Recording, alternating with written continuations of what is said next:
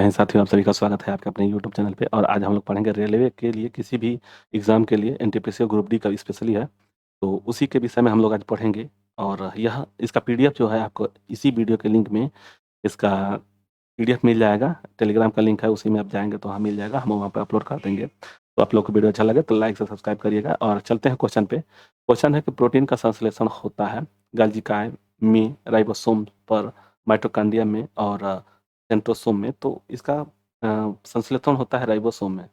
Okay, चलिए।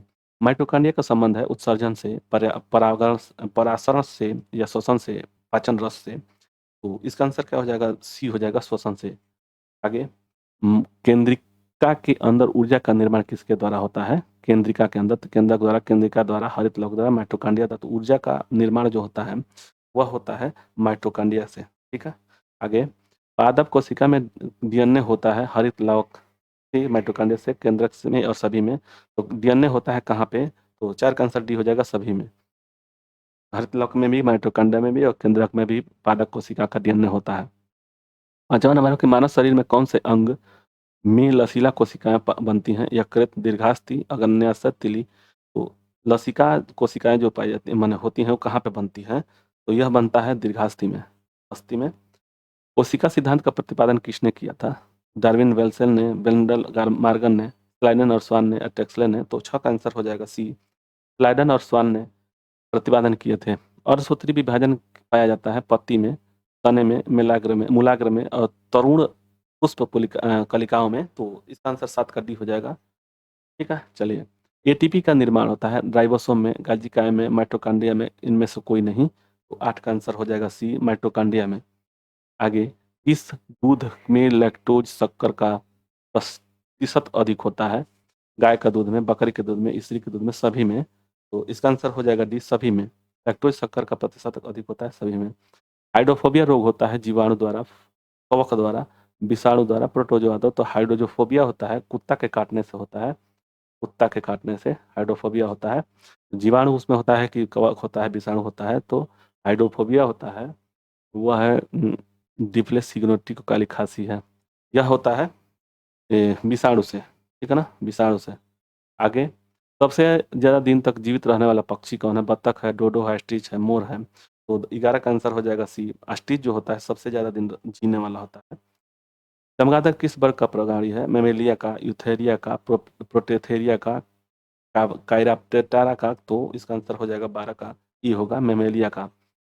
आगे, एथिलिक food बीमारी है जीवाणु का, फफूंद का, कृमि का, प्रोटोजोआ से। एथिलिक फूड ही गंदा रोग, खुद गंदा रोग है।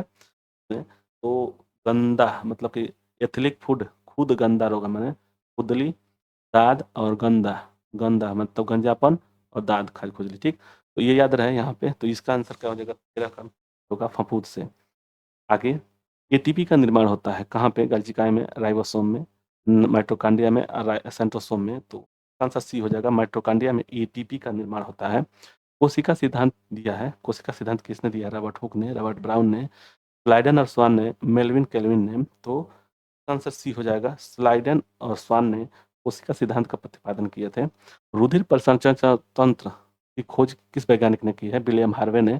तो इसका आंसर ए हो जाएगा, 16 का ए। विषाणु की खोज किसने की थी? हेनले, हैक्सले, इवानोवास्की, एमडी डाक्स। तो इसका आंसर 17 का हो जाएगा सी, इवानोवास्की जो है विषाणु की खोज की है। कुत्ते के काटने पर वायरस के द्वारा जो उत्पन्न होता है वो कहलाता है हाइड्रोफोबिया होता है, हाइड्रोफोबिया उसे बोलते हैं। जीवाणु की खोज किसने की थी? रॉबर्ट कार्क ने, लुई पास्चर ने, रॉबर्ट हुक ने, ल्यूमेन हाक ने। तो जीवाणु की खोज की है ल्यूमेन हाक ने। शकरकंद में भोजन संग्रहित होता है स्तंभ में, जड़ों में, पत्तियों में, स्तंभकंद में। आंसर 20 का ये हो जाएगा, स्तंभ में। चलिए आगे देखते हैं 21 नंबर क्वेश्चन को।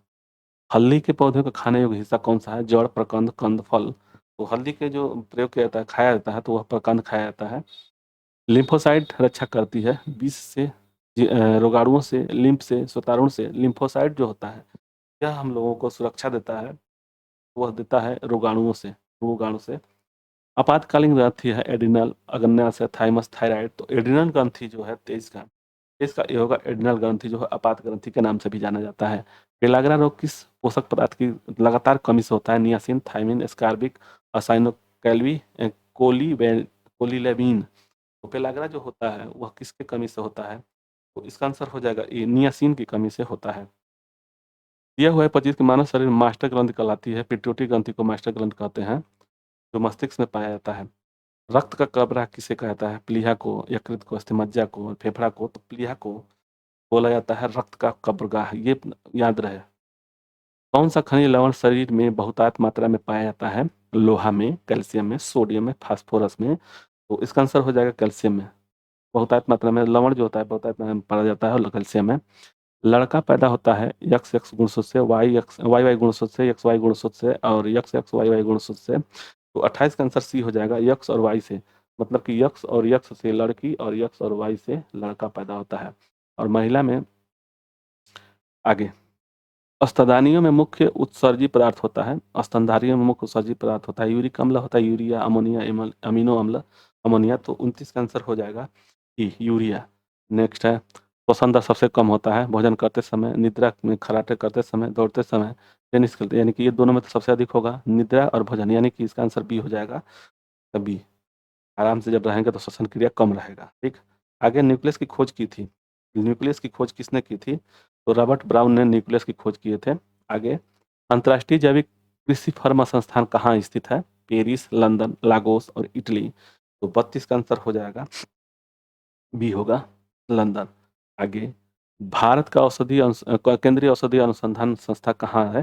केंद्रीय औषधि अनुसंधान कहाँ है? लखनऊ, दिल्ली और बंगलौर और चेन्नई। तो इसका आंसर हो जाएगा ए, लखनऊ है। केंद्रीय औषधि अनुसंधान जो है लखनऊ है।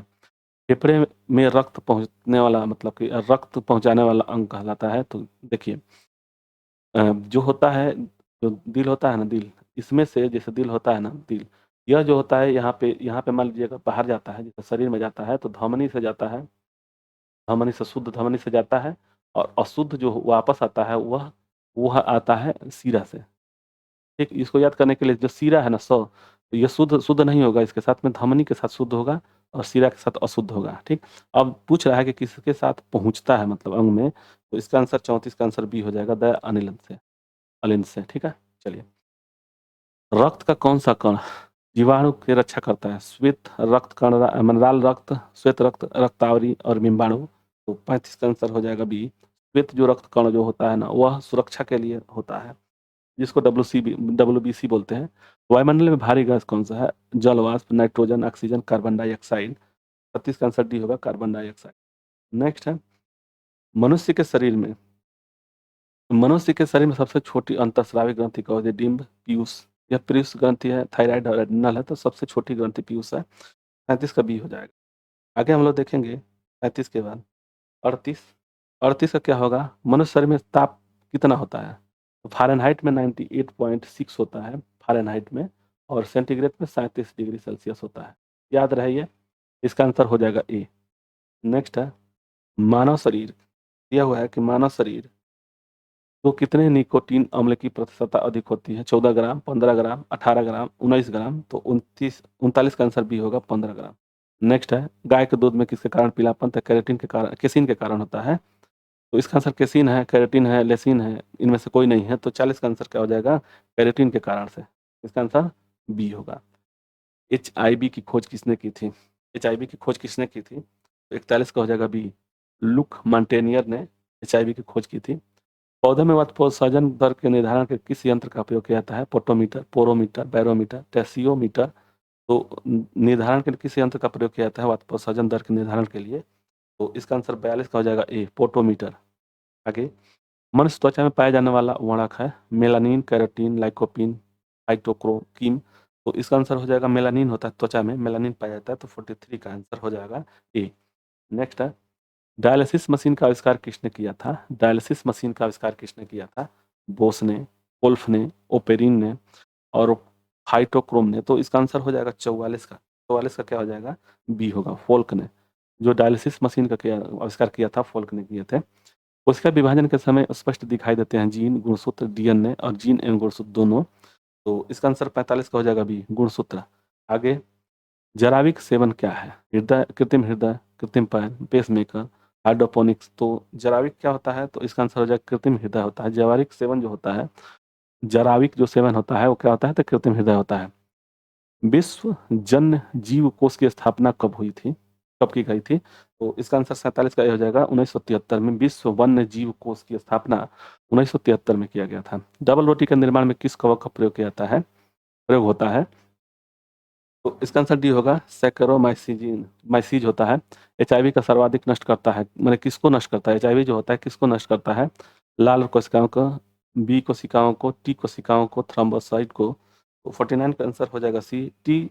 टी जो टी कोशिका होती है उसको सबसे ज़्यादा नष्ट करता है। आगे दोहरा निषेचन होता है। दोहरा ब्राइफाइटा में, आवृत बीजी पौधे में, टेरिडोफाइटा में, जिम्नोस्पर्म में। तो इसका आंसर हो जाएगा बी, आवृत बीजी पौधे में दोहरा निषेचन होता है। आगे जीव द्रव की खोज किसने की थी? जीव द्रव की खोज कितने से? लैमार्क ने, हेरोफिलस ने, हेप्टोक्रिप्स ने, ह्यूगो वान मोल ने। तो इसका आंसर 51 का डी हो जाएगा, ह्यूगो वान मोल ने खोज किए थे।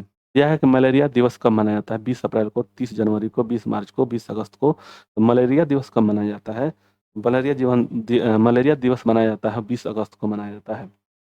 भोजपत्र किस पेड़ की छाल से प्राप्त होता है? बेल्ड्यूला, बीर्च, क्वेरकस, बारबेरियस। तो इसका आंसर 43 का आंसर हो जाएगा, बेट्यूला से हो जाएगा।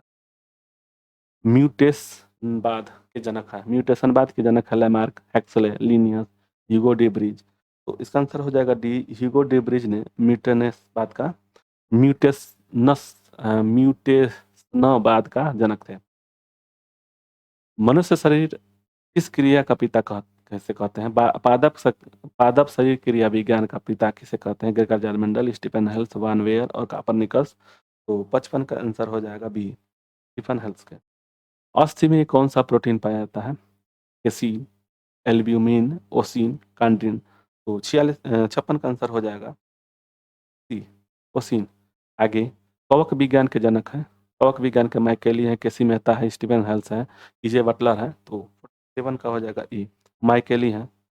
57 का आंसर ई।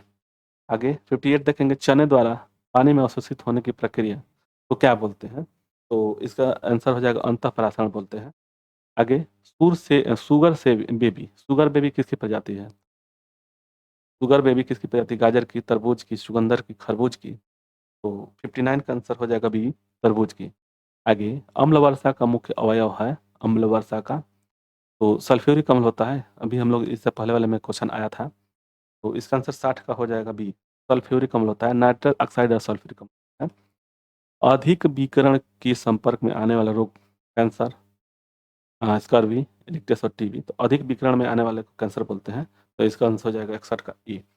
आगे हम लोग देखेंगे चर्म रोग किस विटामिन की कमी के कारण होता है? विटामिन 2, विटामिन 6, विटामिन 6 ये भी दिया हुआ है। तो इसका आंसर सी है, ठीक है ना, विटामिन 6 है।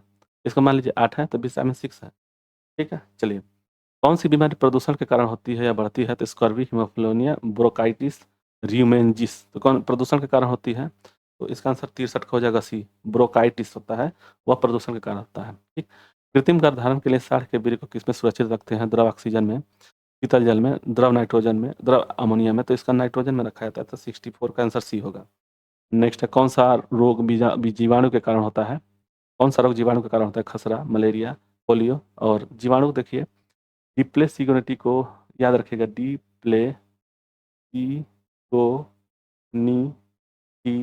मतलब टी टी हो जाएगा ना,